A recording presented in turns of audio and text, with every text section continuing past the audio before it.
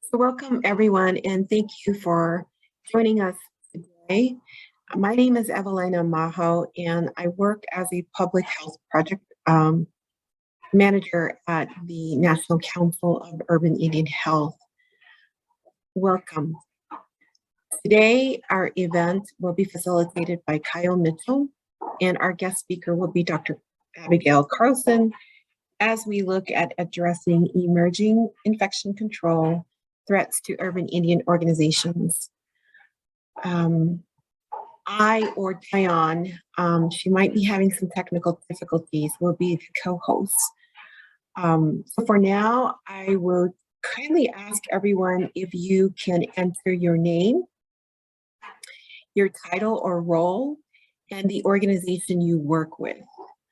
And if you choose to do so, you're welcome to also provide just a little information about what tribal affiliation you might be with. Okay, so let's go into the next slide.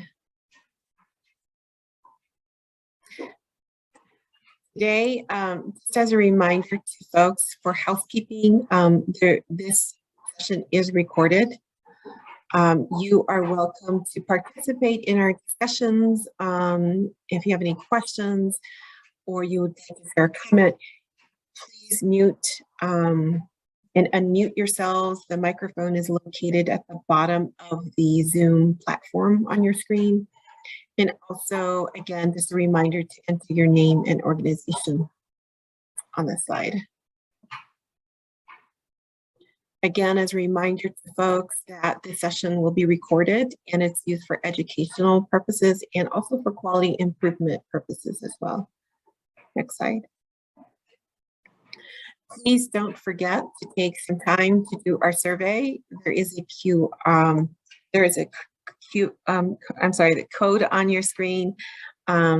You're welcome to take that, and you're welcome to start to open up those links and just have that ready as we do the talk. You're welcome to fill out those surveys. We'll remind folks to do so again at the end of the presentation and talk. Next slide. So our speaker today is Kyle. He is a decorated Army veteran and is a Purple Heart recipient, as well as the Bronze Star with Valor. He is a graduate of Arizona State University with a focus in communication. As a program manager with a background in business, he founded So I'm going to have Kyle repeat that correctly as soon as we give him the mic, which this translates to bushes where the yellow flowers are. An organization that provides a professional service in sharing oral tradition in hopes of breaking down stereotypes. As a trainer and facilitator, Kyle serves as a senior program analyst in the Office of the Vice President of Academic Affairs Office at South Mountain Community College. He uses storytelling to connect with Indigenous students and with his own Diné childhood within Navajo culture, at least the way that I see it. He says, and the way I've been brought up is the way we always move forward. We move forward with the three things: our songs, prayers, and stories. So with everything we do in our culture, it's related to those three things. So with that, I present and I hand over the floor to Kyle. Next slide. Well, before we give the floor to Kyle, I just want to share that this is our project team. Dr. Kimberly Fowler is our vice president of our TARC division. Diane is the lead and the senior project manager for this particular project at NCUIH. Alec is our statistician. Zipporah Fuller is also the director of technical assistance, but also is a part of our team here in development and implementation of the project. And Aaliyah Smith works as our public health associate, and I'm also part of the team here. So next slide. I will give now the floor to Kyle. All right. Hello, everybody. I'm based here in Arizona, so it's still technically the morning. So with that said, yate bene. She Kyle Mitchell Yunchia, Twitchini Nishle, Nakai Basichin, Kayani Desiche, Nakai Deshinella. So good morning, everybody. My name is Kyle Mitchell. I'll be your felicitator today. And before we get started, we just want to talk a little about kind of the modeling tradition that we have here, which is Kawe. It's a Comanche term for gathering of people. So with that, with all indigenous communities, even before there was written word, everything was done through oral sharing. And the funny thing is, now that we transition into a virtual modality, now we're kind of back to that. And so this is a perfect opportunity of modeling that same traditional model with all indigenous communities, where we come together, we hear from leaders, and we share out that information. That sharing moves forward. So thank you all for being here once again. Next slide, please. All right. So I'm going to talk a little bit about the organization. The National Council of Urban Indian Health, NCUIH, is the national nonprofit organization devoted to the support and development of quality, accessibility, and culturally competent health and public health services for American Indians and Alaskan Natives living in urban areas. NCUIH is the only representative of the 41 Title V urban Indian organizations, UIOs, under the Indian Health Services, IHS, in the Indian Health Care Improvement Act. NCUIH strives to improve the health of over 70% of American Indian and Alaska Native populations that live in urban areas supported by quality healthcare centers. Next slide, please.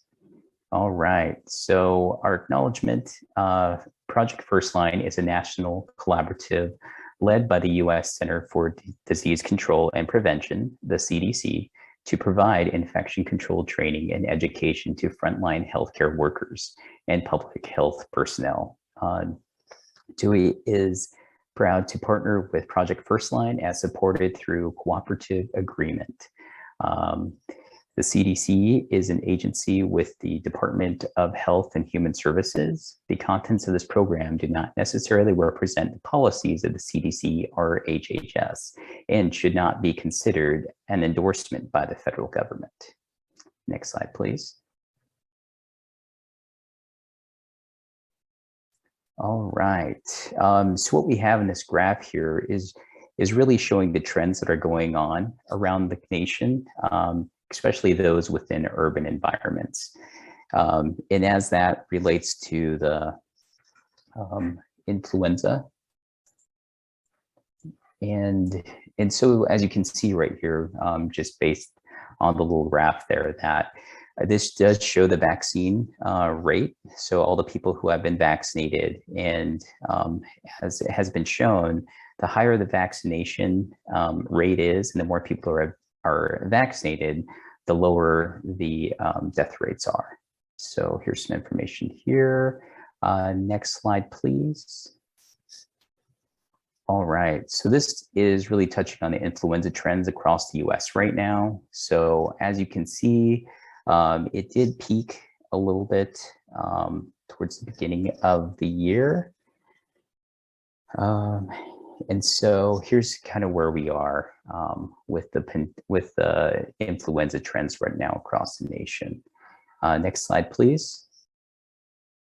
All right, so we do also have some questions that will be going out to everyone. So right here, so please take just a quick minute and please complete these. There's only 2 questions. The first question is, are your infection control practices improving in your workplace? Choose your response, yes, no, or I'm not sure. Number 2, what will be of most help at this time? So would that be more training, more information, other, or all of the above? Please go ahead and complete that and submit that once you are done. Give you a few seconds to do that.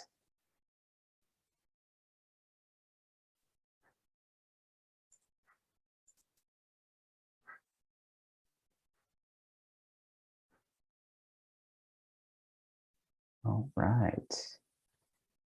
Okay, next slide, please.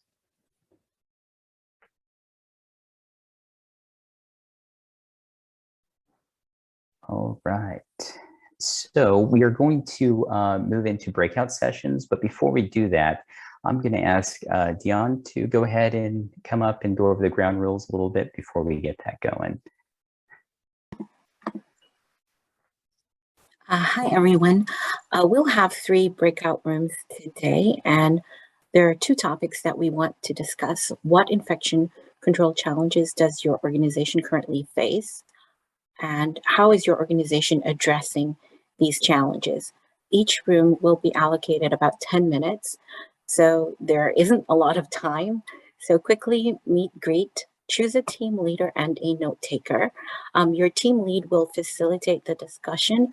Each person will have about a minute to share their thoughts around what challenges they face and how they're resolving that issue. Provide a summary of your notes. When we reconvene, you can choose one person to present a synopsis of what the major challenges are and how these are being addressed. And just a reminder not to identify facilities or individuals. Room A will be facilitated by me, B will be facilitated by Evie, and room C will be facilitated by Kyle. I think everyone is coming back. Can you move to the next slide, please, Lamar?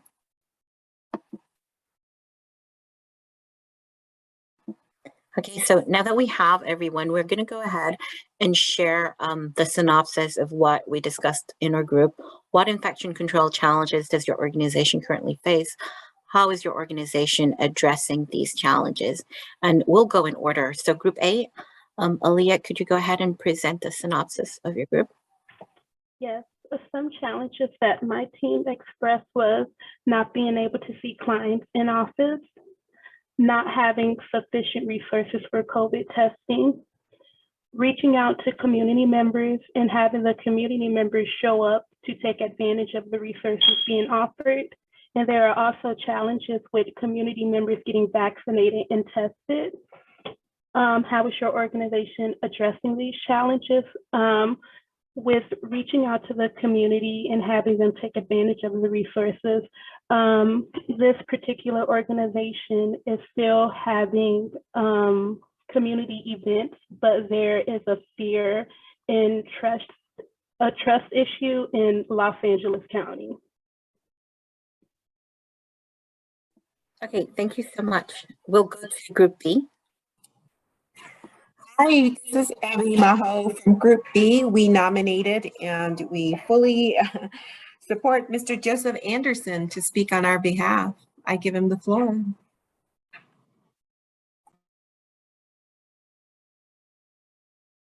All right, thank you for letting me share. What we learned with this is that the infection control challenges that the organizations face was contract tracing, wearing masks, testing, PPE, supply shortages, along with seeing patients who may have had COVID-related symptoms. And so some of the solutions that we solved for this was staff meetings, proper demonstration of mask usage, utilizing a comprehensive team approach. And then also 2 is new protocols for inventory process management, along with for seeing the patients, utilization of telehealth.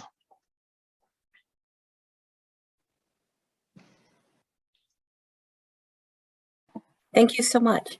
And group C? All right, group C, group 3. Dolores, if you can share out, please. Thank you. Good morning. As far as challenges, we've identified the rapid testing of all patients that come in. It creates a challenge because patients having to be rescheduled, and also like access to rapid tests, and then lack of structured infection control programs and trainings, and also possibilities of direct exposures have created a challenge within our groups. Thank you so much. And Kyle, I'll transition back to here. Next slide, please. All right. Okay. So now we are going to talk with Dr. Abigail Carlson, and she is a member of our project Firstline. Next slide, please. All right. So Dr. Carlson is a medical officer, the Division of Healthcare Quality Promotion, infection control advisor, and subject matter expert for Project Firstline. Prior to joining the CDC, she was assistant professor of medicine at Washington University in St. Louis, clinical infectious diseases physician, and associate hospital. I can't lose my words today. For the Veteran Affairs St. Louis healthcare system. So with that, please welcome Dr. Abigail Carlson. Next slide, please. Hello, everybody, and thanks, Kyle, for the introduction. Yes, no, it's a mouthful. That recent job was as recent as September 2020. So many of you know, because many of you have been part of these before, but I spent the first part of the pandemic in the hospital, responding as a hospital epidemiologist to COVID-19. So I feel very much your pain, especially of the early pandemic. And I have come to CDC to try to help provide some of that infection control education on a national basis, and to get it places where it hasn't traditionally been able to go, where the expertise just isn't there, whether that be in rural areas or whether that be, in particular types of organizations. Not every outpatient clinic has a healthcare epidemiologist on staff. So with that, please don't hesitate to ask questions as this goes along. You guys know where the raise hand button is in Zoom, but if not, under reactions at the bottom of your screen, you can also just type in the chat. I have slides, but this is meant to be a dynamic conversation. And I do kind of want to address some of the things that people have talked about.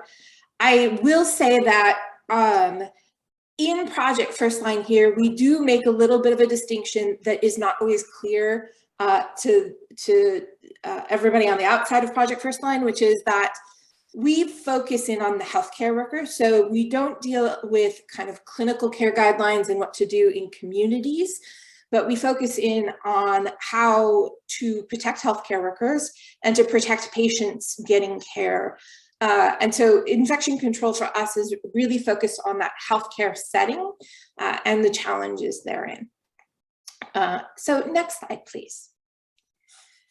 So the slides I've prepared were really about variants, even though, a lot of your questions and comments really are concentrated more around some of these issues with supply, which I think we can talk about in this context a little bit, but I did want to give everyone a groundwork of really microbiology on what variants are, how they work, and why you see differences between variants, and then what that means for infection control, and how you can incorporate that thinking into your thinking about resource needs. Next slide, please. So just a reminder for those who've seen this before and for those who have not, but have been trying to understand, well, what's a virus? There are three basic parts of viruses, two parts that all viruses have and one that some viruses have, including COVID-19 virus, which is SARS-CoV-2. So all viruses have genes. You can see this little instruction booklet genes comment right on the lower right-hand corner. Those are like our own genes. Those are the instructions to build virus. And they are the complete full instructions in detail. They are the core of every virus.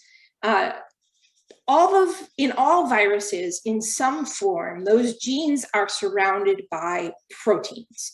So proteins are the second virus part. So genes and then proteins.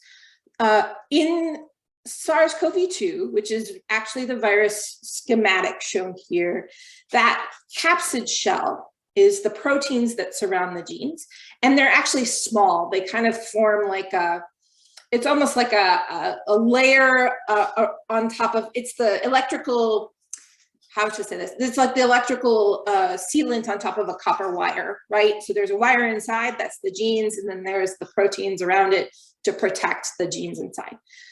In other viruses, the capsid is actually the big outside core. So we don't really talk so much about capsid as a part, but just to say that proteins are found in viruses, then they are core, they're the most abundant part of the virus and core to how the virus infects people. All viruses will have proteins that stick out of it. So whether you have a protein capsid shell and you don't have the envelope, which we'll talk about next, or whether you've got an envelope and it has protein sticking out of it, all viruses have some protein sticking out of them so that they can get into cells and cause infection. And those are these little purple dots you see. And then finally, the fatty envelope. So this literally is fats that envelop everything that's inside the virus, which is genes and proteins. And this fatty envelope is an extra protective layer, but it also makes the virus easier to kill, interestingly enough. And this in SARS-CoV-2, this fatty envelope has a protein called the S protein sticking out, which is the protein that we care about because that protein, the S protein, is how the virus gets into our cells. So if you remember nothing, remember the three parts of the virus: the genes, the proteins, and the envelope. This structure explains a lot of how variants develop, why cleaning and disinfection kills the virus, why soap and water work, why alcohol-based hand sanitizer work, why antibodies don't work. A lot of it comes back down to this structure, and particularly that S protein, that purple dot sticking out of the envelope. Okay, any questions about parts of virus?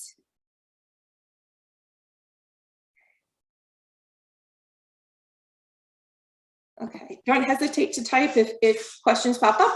Otherwise, I'll click on the next part if we could. Okay, so variants. What happens when a variant develops? Ultimately, what this is about is the instruction booklet genes. So, like I said, the genes give the instructions for how to build a virus. When a new virus is made, those genes have to be copied. So what a virus does, it gets into your cell and it hijacks the machinery of your cell, the proteins in your own body, your own cells, to make itself. But that whole process of getting made means that they have to read off this instruction booklet genes and then make a new copy for the new viruses that are going to pop out of the cell. Those new copies are like the copies of an elementary school child. So they are right for most of it, but mistakes, it's easy to find mistakes. The R is written backwards, you know, they spell right as R-I-T-E instead of W-R-I-T-E. Essentially the exact same thing happens. These instructions have mistakes inserted into them as they're copied. And those mistakes can do one of three things. Thing number one, nothing. It makes no changes that are important. That is probably like the second most common thing that happens. The change is made, doesn't mean a thing, you know, life goes on and no new variant develops. Thing number two, the change is made and it essentially kills off the virus. For some reason, whether that means the virus can't actually get out of the cell anymore, the virus is built so that it can't infect anymore, the virus gets put together in this bizarre way so that it can't travel anymore. And a myriad of things can happen, but essentially the most common thing is that a mistake gets inserted and it dies because the virus can't make more of itself anymore. And then the third thing that can happen is what happens when variants come about. the mistake gets inserted, the virus still works just fine, but now either the mistake creates a protein that is slightly different, particularly if that mistake relates to how the S protein is built. It will make the S protein built a little bit differently, and it makes the virus travel better or get into the cells in a better way or a different way, or travel less and get better to the cells less. Variants don't necessarily have to be worse than the previous variant. They can actually be better in some ways, as we're discovering with Omicron. But that mistake changes things just enough that it gets out of the body, gets out of the cell, gets out of the body, gets passed to other people, and propagates from there. So it goes on to the next person, the next person, the next person, cause people to get ill, cause people to get sick, and goes. This is a known property of viruses. Viruses do this, all viruses. This is not just SARS-CoV-2. Flu does this, HIV does this. It is common, and it is expected. And so, but the thing that you don't know is what a change will mean. So you know that changes will happen. You don't know what they're going to be because they're just mistakes. They're at random. And you don't know what it's going to mean for how bodies, people are going to react and how they're going to get sick and, you know, how they're going to attack. You can make some educated guesses, as they do, but you can't say for certain, as I'm sure at this point in the pandemic, you guys have seen directly. So that is how a variant is created. It comes down to this mistake in the instructions that creates a virus that's built in a slightly different way that makes it spread. Next slide, please. Okay, so you'll often hear that a variant spreads more easily or is more contagious. And I want you guys to think about for a moment, what does that mean? Right? Does anybody want to try to define? I know this is putting you all on the spot. Don't worry about right answers or wrong answers. For you, what does it mean that something spreads more easily? And go ahead and put some answers in the chat or come off mute if you feel like it.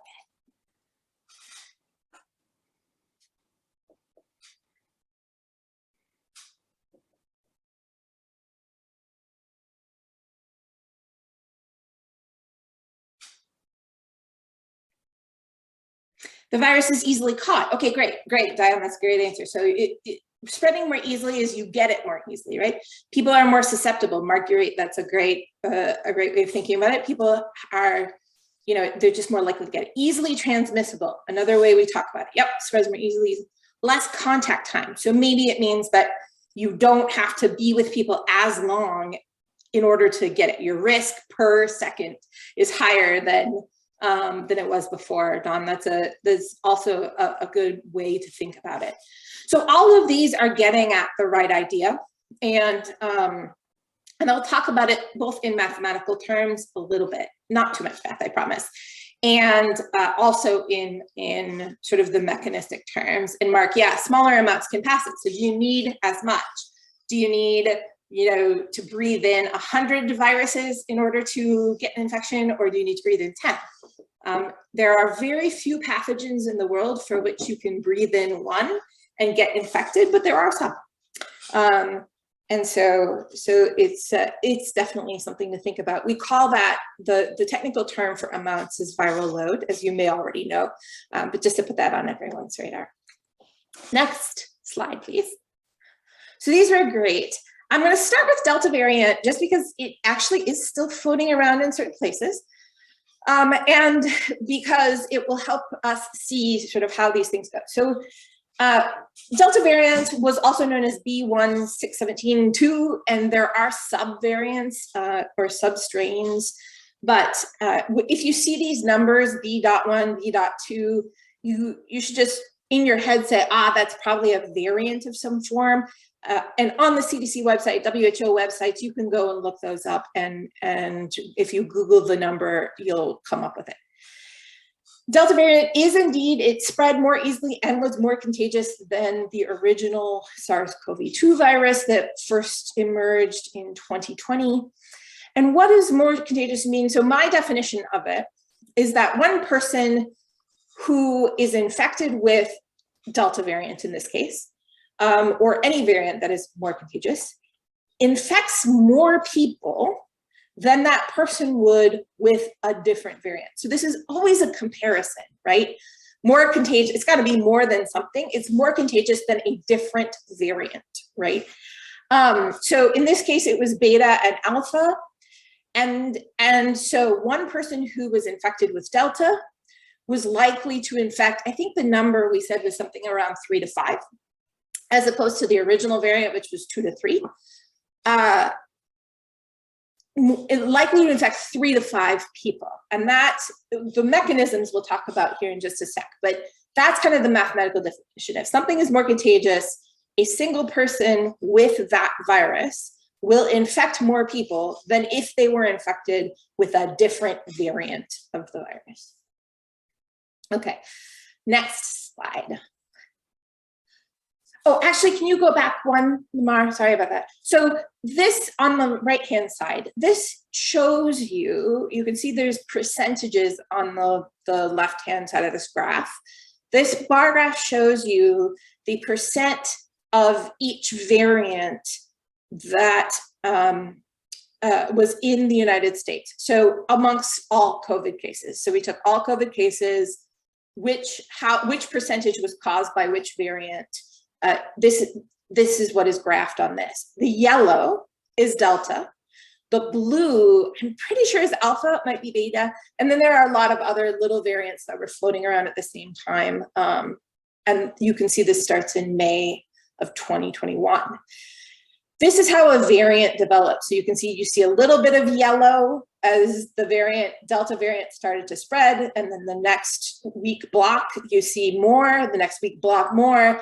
And ultimately, it takes over as the dominant variant in the United States by basically the beginning of August. So this is really about infection cycles and infection time. But this is a consistent pattern, which you are about to see again on the next slide. So next slide, please.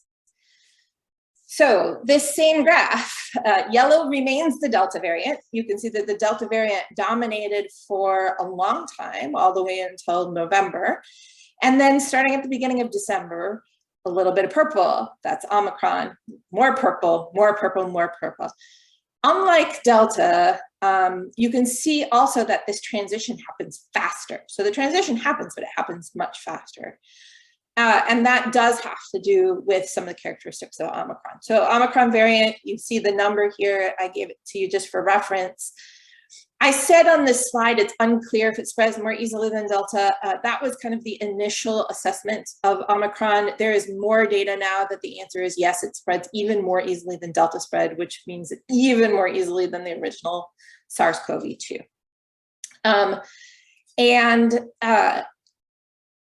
There's some of that does have to do with the nature of the virus and the mutations. But yeah, less than 2 months.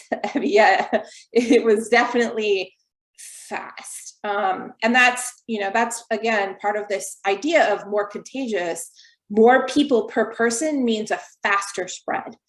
So if I can infect 10 people when I'm sick instead of 5, that will exponentially, not just double the time that it spreads, but will exponentially increase the time that it takes to spread something. Why was this so much better? Some of this doesn't necessarily have to do with how the virus infects us, but has to do with how well the vaccine works. So unlike Delta, where there was very, very good protection against Delta, there is very good protection against Omicron, but that difference between very, very and just very is enough to create problems. So there's the vaccine, this ability for vaccinated people to get infected, it increased. And that is part of why this spread was so fast. It's not the only reason by any means, but it certainly contributed. So next slide. So talking about mechanics. So we did the mathematics. One person spreads more virus than they would if they had a different variant. That is what is meant by more contagious. For why that happens, there's the answer is kind of always, we're still learning, but there are a number of things that we know just across variants are true. When a variant is more contagious, it likely survives better.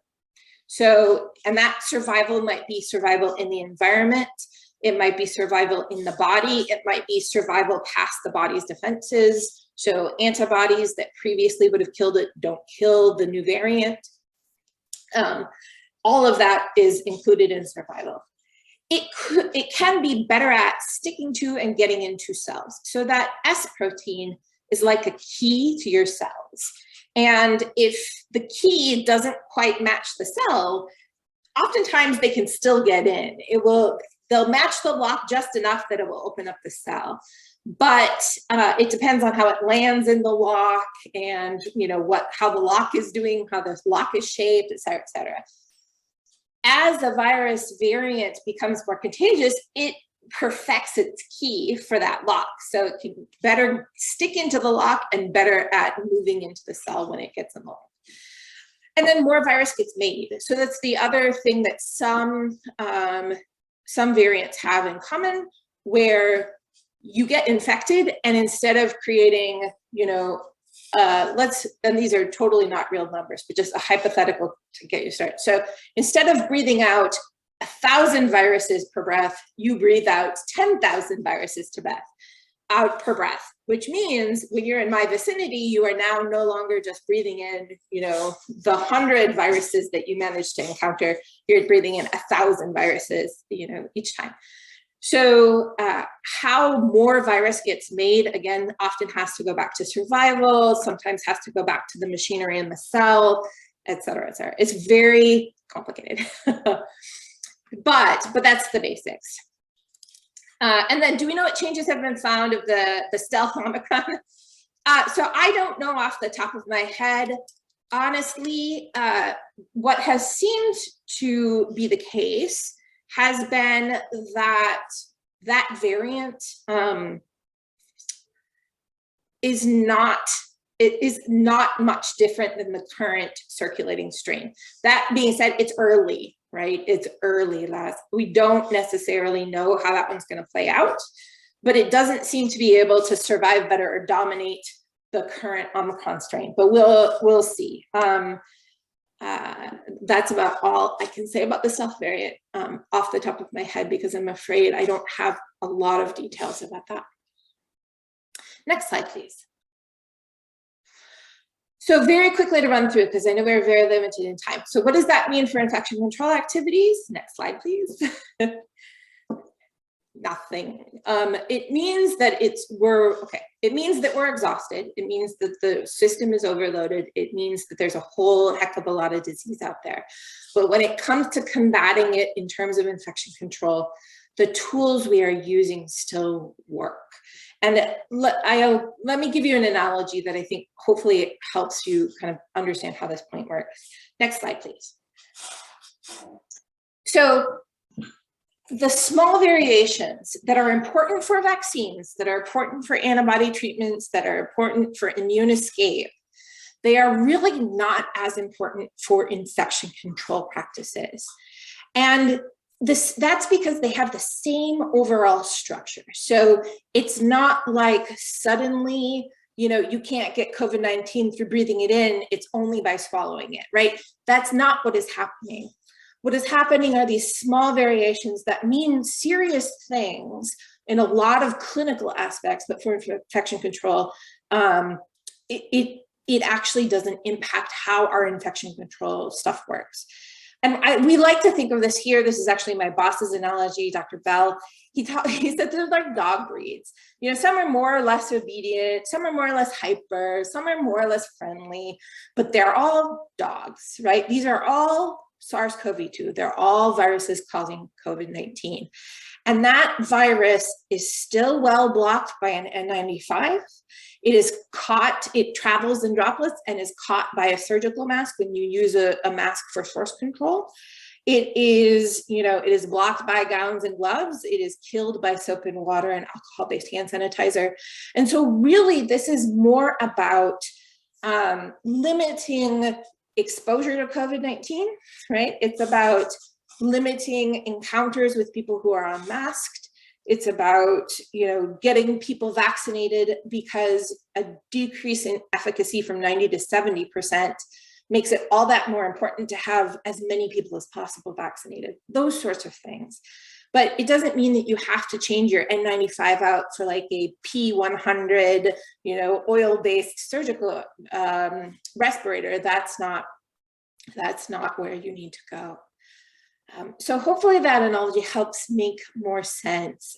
This is really about doing the things that we know we should do and just making sure we're doing them well and consistently. Next slide. And then what about flu, colds, and other respiratory viruses? As Kyle has mentioned, flu season was very small. The answer is that what we're doing for COVID-19 works against the rest of the stuff. Each disease is a little bit different in terms of, the dynamics of it, and whether that's more transmitted by touch or less transmitted by touch, whether it's more easily transmitted or not. Nothing, though, reaches what COVID-19 is right now, and probably won't for a very, very long time. So just know that if you're masking for COVID-19, you're also masking for flu and colds and other respiratory viruses. The one thing I will say is that many colds, some of which are caused by cousins of COVID-19, but the majority are caused by rhinovirus. Those are more transmissible by touch than COVID-19. So the washing of hands, cleaning of hands with alcohol-based hand sanitizer becomes so much more important when you're trying to deal with colds.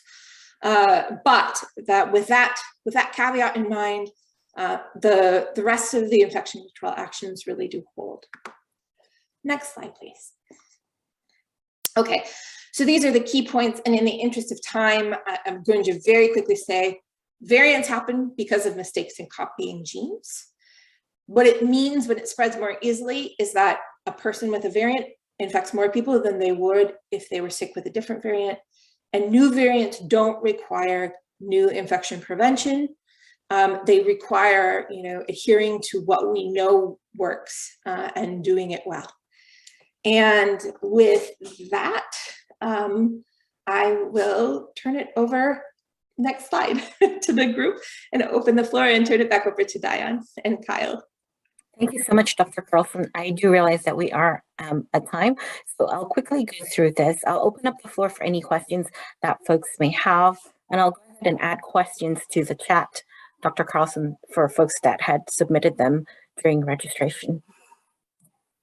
And if folks have additional questions, please go ahead and type them. Dr. Carlson, for quarantine guidelines change a lot. Some places are using 5 days post-exposure while some are remaining with 10 days. Which is best? And I guess this is for folks returning to work after exposure. Right, and classic infection control answer. It really depends. And it really depends on so many different things: how ill they were, what their test results were, whether they have symptoms or not, etc. There is an abundance of kind of charts and guidance on this. I highly recommend looking up the last COCA call, which gave some great charts about post-exposure. Like I said, I really am only familiar with the healthcare guidelines, and not that I'm only familiar, but really can only speak to it, that we've laid out a whole, contingency capacity, regular capacity, crisis capacity, asymptomatic, symptomatic.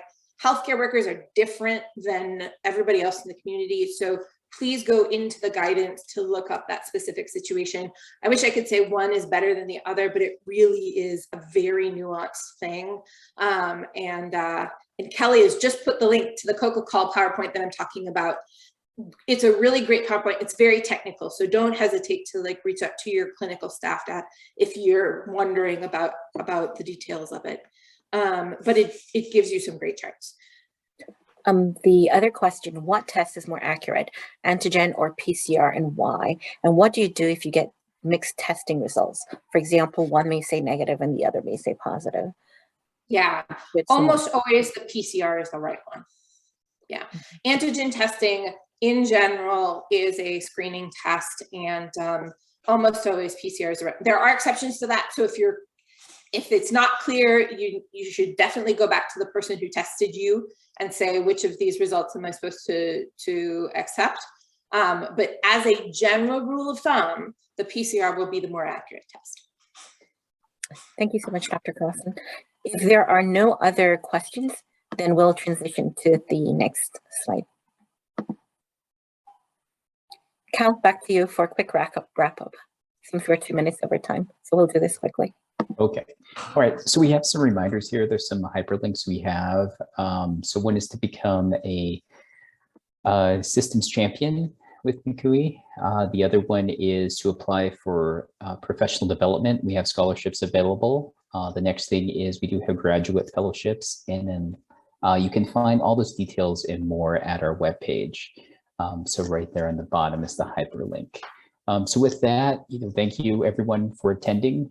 We appreciate your input and your time and your dedication to this information rolling out.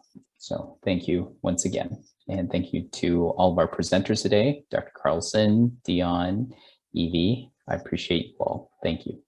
Thank you. Lamar, can we go to the slide where we have our survey links for folks who would like to scan the QR code? There we go. And we'll leave this on just for a few minutes for folks who just want to take some time and complete the survey on their phone. Thank you for attending. Dr. Carlson, thank you so much for your time. Thank you for having me here. And I just putting in a second word to say, yes, please take the survey. It's important. And we do listen to results.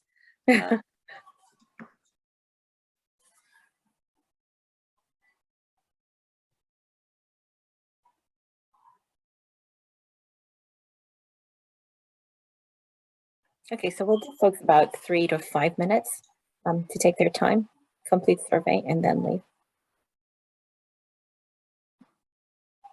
And Dr. Carlson, while I still have you here, I do have a question for you. How soon can one test for COVID if they believe they've been exposed?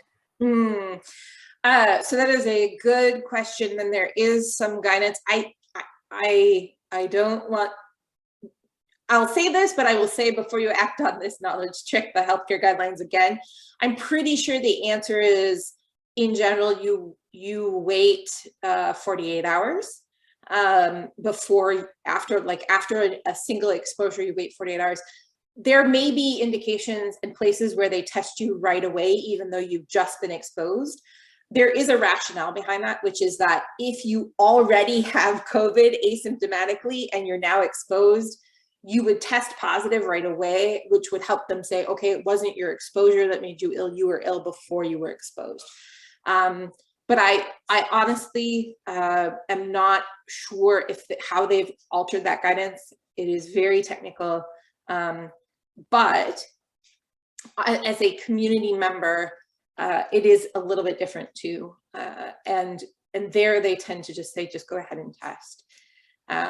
So be sure to look it up, but in general, it's that 48-hour mark that I start as a clinician thinking, oh, there's probably going to be, if anything's going to be positive, this is the first opportunity that it would come positive, because it does take a while. It takes a little bit. If you have COVID, will you test positive once your symptoms start? So, Johnny, that's a really good question. The answer is you may not. You may actually. The data suggests that you are more infectious before your symptoms start, which is not uncommon. Flu is the same. You have more virions that you are expelling before you ever develop symptoms than when you first start getting fever, chills, etc. So you should test positive once you start, but it's not impossible. It's not biologically impossible that you would actually test negative. Because your body has already clamped down and started fighting off the virus. So you feel miserable, but that is because your immune system is working and there's not a lot of virus coming out. So that's the really hard part about COVID in general and most respiratory viruses. The point you need to catch people is before they ever know that they're sick. And that is the rationale behind universal masking. So you don't necessarily have to test positive, though most people do. Thank you so much, Dr. Carlson. I shared in the chat again the application links for Champions Fellowship and Professional Development Scholarship. Thank you, everyone, and we'll see you next time. Have a good day.